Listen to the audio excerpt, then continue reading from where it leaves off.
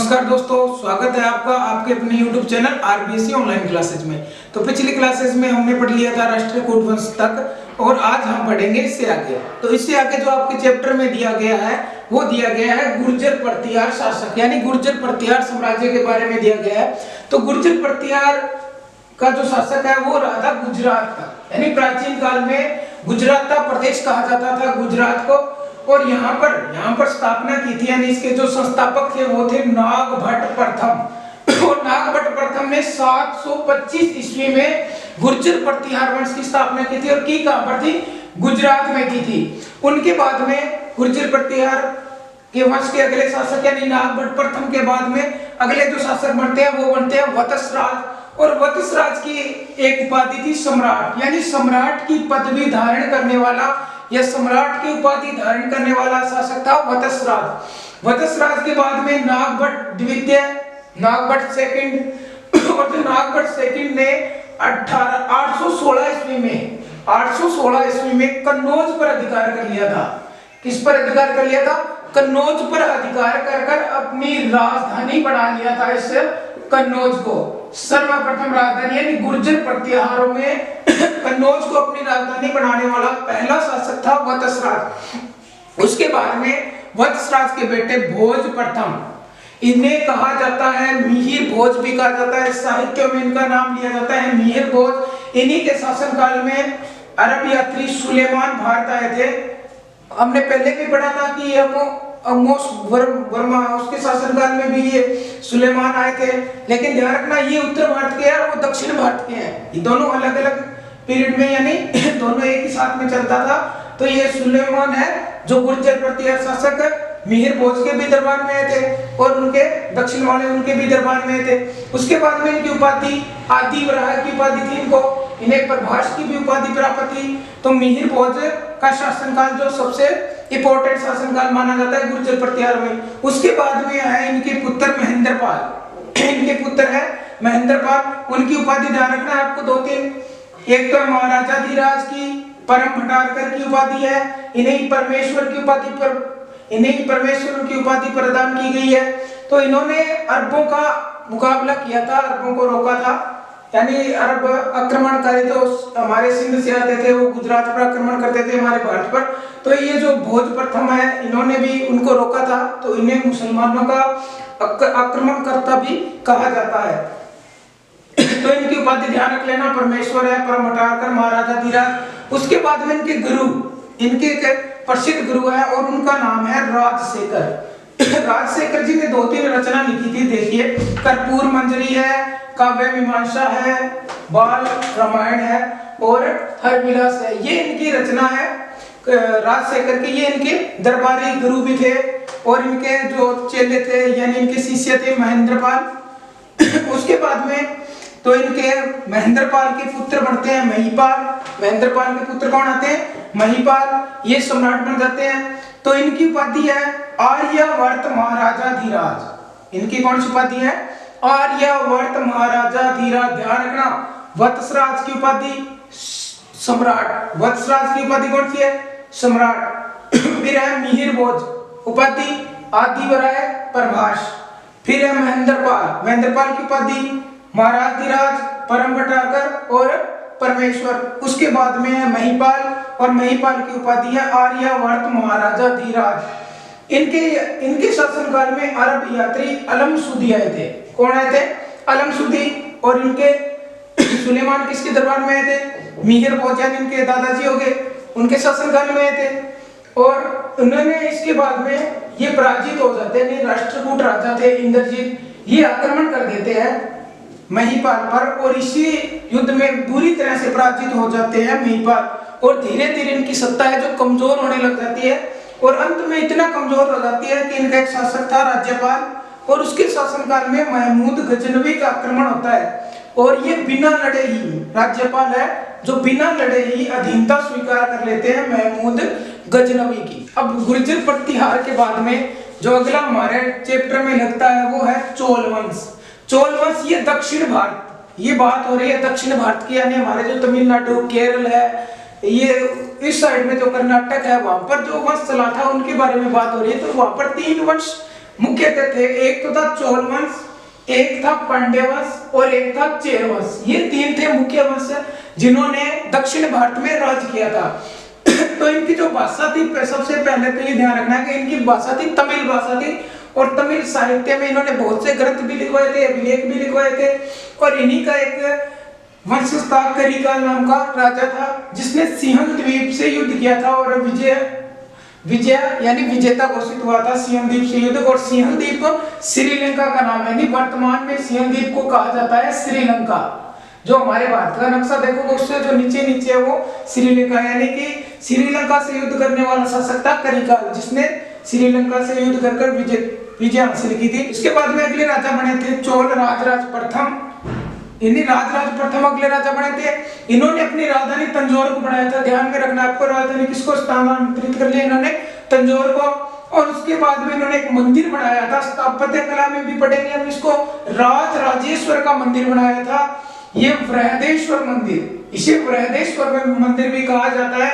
और ये बनाया था, ये तंजौर में बनाया था, अपनी राजधानी में बनाया था। और माना जाता है कि चोल राजराज प्रथम भगवान शिव के बहुत बड़े उपासक थे, उनके परम भक्त थे। तो ये भगवान, यहाँ पर किस भगवान की पूजा होती है? भगवान शिव की पूजा होती है इसी मंदिर में, ठीक है। उसके बाद में उसके पुत्र बनते हैं राजेंद्र प्रथम। राजेंद्र प्रथम ने शक्तिशाली नौसेना का गठन किया था। नौसेना का मतलब होता है जो जल में रहकर युद्ध करती है। नौसेना जल में रहकर युद्ध करती है। और इन्होंने अंडमान निकोबार, जो हमारे वर्तमान में केंद्र शासित प्रदेश है, नीचे क्षेत्र है, वहां पर जीता था, यानी अपनी नौसेना के द्वारा यहाँ तक अपना साम्राज्य को विस्तार कर लिया था साम्राज्य का। तो और इन्होंने एक उपाधि, इसी विजय के दौरान एक उपाधि धारण की थी, गंगईकोट की। ध्यान में रखना, ये बहुत बार प्रश्न आता है, गंगईकोट की उपाधि। और तो ये राजेंद्र प्रथम की उपाधि हो जाएगी। उसके बाद में अगले राजा थे राजधिराज। अगले राजा बनते हैं राजधिराज। और ये चालुक्य राजा सोमेश्वर को हराया था इन्होंने। चालुक्य राजा था सोमेश्वर, इसको राजधिराज ने हराया था। उसके बाद में धीरे धीरे की सत्ता कमजोर होने लग जाती है। धीरे धीरे सत्ता कमजोर होते होते एकदम पूर्णतः समाप्त हो जाती है। उसके बाद में आपके चैप्टर में लगता है इनका प्रशासन, इनकी प्रशासन के बारे में पढ़ेंगे। इनका जो प्रशासन है किस आधार पर काम करता था, किस आधार पर ये काम करते थे। तो ध्यान में रखना, इनकी जो प्रशासन की जो सर्वोच्च सत्ता थी ना, वो थी राजा के हाथ में। प्रशासन की जो सर्वोच्च सत्ता थी वो राजा के हाथ में थी। और इन्होंने अपने प्रशासन को 6 अलग अलग प्रांतों में विभाजित कर रखा था, जिस आधार पर अलग अलग आज राज्य देख लेते हैं, आज अलग अलग राज्य में विभाजित किया गया है भारत का। तो इसी तरीके से उन्होंने अपना प्रशासन 6 अलग अलग प्रांतों में विभक्त कर लिया था। और इनको कहा जाता था मंडलम। इनका एक नाम दे दिया था इन्होंने, मंडलम। और ग्राम पंचायत प्रणाली आधारित थी, यानी प्रशासन की कौन सी प्रणाली थी? ग्राम पंचायत। जो हमारे वर्तमान में ग्राम पंचायतें चलती है वो किनकी देन है? वो चोल वंश की देन है। तो सर्वोच्च सत्ता किसके हाथ में थी? राजा के हाथ में। और मंडलम यानी 6 प्रांत विभक्त थे, उनको कहा जाता था मंडलम। और मंडलम में देखिए सबसे बड़ा मंडलम था, उसके नीचे यानी उसका उपभाग भी कहा जा सकता है, उसके नीचे कार्य करता था कोटम, फिर नाडू, ये कुर्रम और ग्राम। ये आप थोड़ा सा याद कर लेना, है तो टफ भी वैसे, याद कर लेना। तो ग्राम, ये सबसे छोटी इकाई कौन सी हो जाएगी? ग्राम। सबसे छोटी इकाई ग्राम हो जाएगी। उसके बाद में देखिए हम भूमि कर के बारे में पढ़ेंगे कि उसमें भूमि कर किस आधार पर लिया जाता था। तो उस समय जो फसल होती थी भूमि कर किस आधार पर लिया जाता था, यानी फसल कितनी फसल हुई है और उसका 1/6, उसका कितना भाग लिया जाता था? 1/6। भूमि कर का 1/6 भाग लिया जाता था। और थी स्वर्ण मुद्रा। इन्होंने अपने सोने के सिक्के भी जारी किए थे, और जो सोने का सिक्का जारी किया था उसी का नाम था कासू।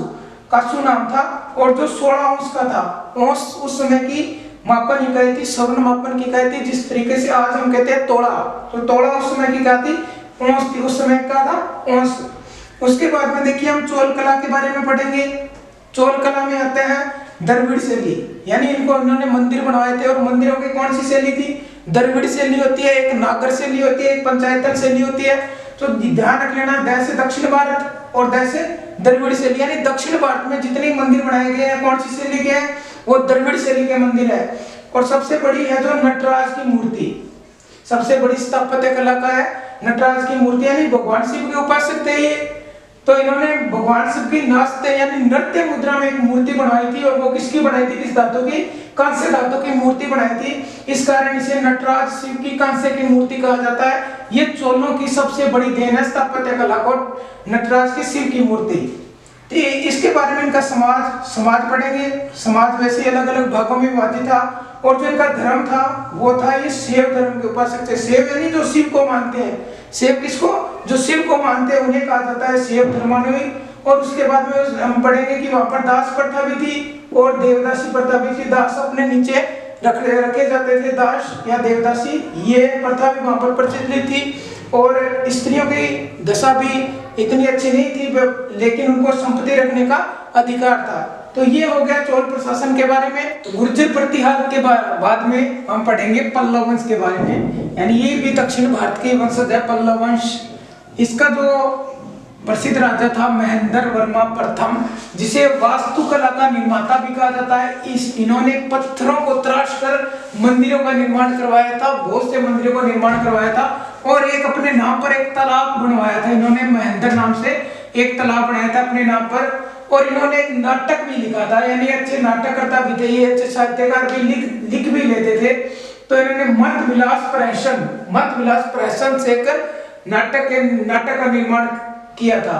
और 610 ईस्वी में चालुक्य नरेश थे, चालुक्य नरेश पुलकेशिन द्वितीय ने इनको हरा दिया था, यानी महेंद्र वर्मा को चालुक्य नरेश ने हरा दिया था। उसके बाद में जो अगले राजा बनते हैं वो बनते हैं नरसिंह वर्मा। ये नरसिंह वर्मा जो अगले शासक बनते हैं, इनका शासन खास बात है, इन्होंने 642 ईस्वी में अपने पिताजी के हार का बदला लिया था और पुलकेशिन द्वितीय को हरा दिया था। इन्होंने किसको हरा दिया था, पुलकेशिन द्वितीय को, और पुलकेशिन द्वितीय ने इनके पिता महेंद्र वर्मा प्रथम को हराया था। तो उसके बाद में हम पढ़ेंगे इनकी स्थापत्य कला के बारे में, यानी इन्होंने स्थापत्य कला के बारे में नरसिंह वर्मा ने एक अद्भुत मंदिर का निर्माण करवाया था, जिसे कहा जाता है महाबलीपुरम का रथ मंदिर। यानी एक रथ का आकृति दी गई है, अगर आप देखोगे तो ये रथ मंदिर है जो सर्वश्रेष्ठ उदाहरण माना जाता है स्थापत्य कला का पल्लव वंश में। ठीक है, तो उसके बाद में जो अगला हमारे वंशज आते हैं वो आते हैं चालुक्य वंश। चालुक्य वंश के बारे में पढ़ेंगे। इनका जो प्रथम शासक था पुलकेशिन द्वितीय, जिसने अश्वमेध यज्ञ किया था, जो घोड़ा छोड़ा जाता है ना वो यज्ञ होता है अश्वमेध यज्ञ, वो इन्होंने किया था। उसके बाद में अगले इनके शासक थे पुलकेशिन द्वितीय, जिसको हम ऊपर पढ़ चुके हैं कि महेंद्र वर्मा से तो ये हार गए थे, महेंद्र वर्मा को इन्होंने हरा दिया था। और इनके पुत्र थे नरसिंह वर्मा, महेंद्र वर्मा के, इन्होंने पुलकेशिन द्वितीय को हरा दिया था। इसे प्रसिद्ध शासक भी कहा जाता है, यानी चालुक्यों में सबसे प्रसिद्ध शासक भी कहा जाता है पुलकेशिन द्वितीय को। उसके बाद में जो विक्रमादित्य सेकंड है, इन्होंने राष्ट्रकूट नरेश को परास्त किया था और कल्याणी को अपनी राजधानी बनाया था। किसको अपनी राजधानी बना लिया था, कल्याणी को अपनी राजधानी बना लिया था। और इनके दरबार में कवि रहता था विल्हण नाम का, और विल्हण ने विक्रमांक देवचरित, कौन सा ग्रंथ लिखा है, विक्रमांक देवचरित ग्रंथ लिखा है, जो विक्रमादित्य के जीवन पर आधारित है। किसके जीवन पर आधारित है, विक्रमादित्य के जीवन पर आधारित है। और इन्हीं के प्रशासन में यानी शासनकाल में एक अधिकारी नियुक्त किया गया था मिताक्षरा नाम का, जो एक हिंदू कानून का आधिकारिक ग्रंथ भी माना जाता है, यानी आधिकारिक ग्रंथ था ये मिताक्षरा नाम से। और वो किनके शासनकाल में, चालुक्यों के शासनकाल में आया था, यानी अपना विद्यमान हुआ था। तो ये आपको ध्यान में रखना। ये हो गया हमारा चालुक्य वंश। इसके बाद में हम पढ़ेंगे जो भारत पर बाह्य आक्रमण किए थे उनके बारे में। उसके बाद में भारत पर बाह्य आक्रमण हुए थे। बाह्य का मतलब होता है दूसरे देशों के आक्रमण, यानी दूसरी जातियों के, दूसरे देशों के जो आक्रमण होते हैं वो होते हैं बाह्य आक्रमण। यानी भारत पर जो आक्रमण करने वाली 3 जातियां प्रमुख थी, उनमें पहली थी शांग, एक थी हूण और एक थी कुषाण। ये 3 अलग अलग जातियां थी जो लगभग मध्य एशिया, अफगानिस्तान यहाँ से आई थी, और इन तीनों ने भारत पर आक्रमण किया था और कुछ समय के लिए यहीं पर रही थी। तो सबसे पहली जाति हम पढ़ेंगे शक। ये जाति थी मध्य एशिया की, और ये एक तरीके से लड़ाकू जाति थी, और जैसे जैसे धीरे आगे बढ़ती गई, लड़ लिया, कब्जे में कर लिया, उसके बाद में आगे बढ़ती गई। तो ये जो लगभग भारत में माना जाता है कि 71 ईस्वी पूर्व में भारत में आए थे, और इसी इसी शंख वंश को शंखकुल भी कहा जाता है। क्या कहा जाता है? शंखकुल भी कहा जाता है। और माना जाता है कि धीरे धीरे इनकी सत्ता का विस्तार हुआ। उसके बाद में 305 ईस्वी में लगभग इनका क्या हो गया था? समाप्त हो गया था। यानी चष्टन अंतिम इनका शासक था। उसके बाद में धीरे धीरे समाप्त हो गई थी ये जाति। उसके बाद में हुण ये भी मध्य एशिया की जाती थी। मध्य एशिया, एशिया का मैप देखोगे, मध्य में ये काबुल है, कंधार है, अफगानिस्तान, यहाँ से आती थी ये जातियां। इन्हें बर्बर जाति भी कहा जाता है, यानी ये बर्बर जाति थी एक। और इनका एक उपनाम लिया जाता है दैत्य। दैत्य हम डाकू यानी दानव को कहा जाता है, दानव राक्षस इन्हें कहा जाता है। ये दैत्य है, इनके पर्यायवाची है, यानी दैत्य के पर्यायवाची है राक्षस और दानव। इसी कारण इनको ये कहा जाता था, क्योंकि ये इसी तरीका का व्यवहार करते थे जैसा व्यवहार है ये राक्षस और ये करते थे।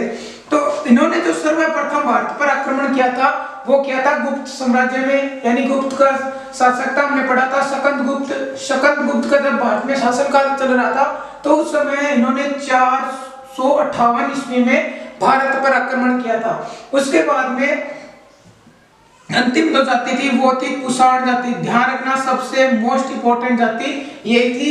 इसके उपनाम थे, इसे युचिज भी कहा जाता था, इसे तोचरिंग भी कहा जाता था, यानी ये इनके उपनाम थे। और इनके 3 शासक के बारे में हम पढ़ेंगे। और इनका जो पहला शासक था वो था कुजुल कन्फ्यूशस फर्स्ट।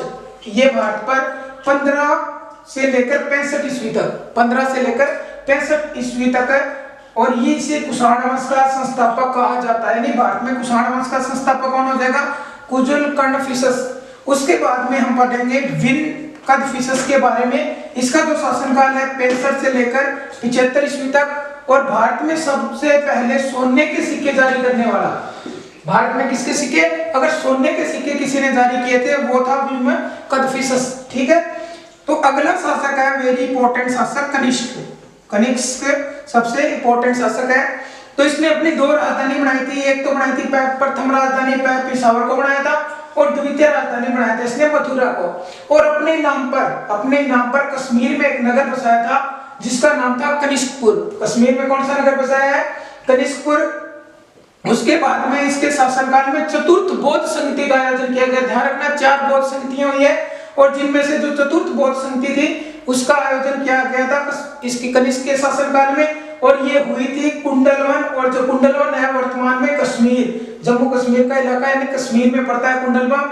और इसके अध्यक्ष बनाए गए थे आचार्य पार्श्व, जिसे वासुदेव भी कहा जाता है। और बौद्ध धर्म यानी इसी चौथी संगति के बाद में बौद्ध धर्म है जो 2 शाखाओं में बंट गया था। एक थी हीनयान और एक थी महायान। यानी महायान शाखा का जो उद्भव है वो किसके काल में हुआ था? वो कनिष्क के काल में हुआ था। और कनिष्क है जो ये भी बौद्ध धर्म का अनुयायी था। उसके बाद में मोस्ट इंपोर्टेंट आपको ये ध्यान रखना है कि 78 ईस्वी में इसने एक संवत चलाया था, शक संवत। कौन सा संवत चलाया था? शक संवत। तो ये चलाया था कनिष्क। तो ये था आपका जो पहला पार्ट, पहला अध्याय जिसको हमने आज पूर्ण कर लिया है। और अगली क्लास में पढ़ेंगे हम अगले लेसन के बारे में। आपको क्लास कैसी लगी, आपके सुझाव है जो कमेंट बॉक्स में जरूर बताएं। धन्यवाद।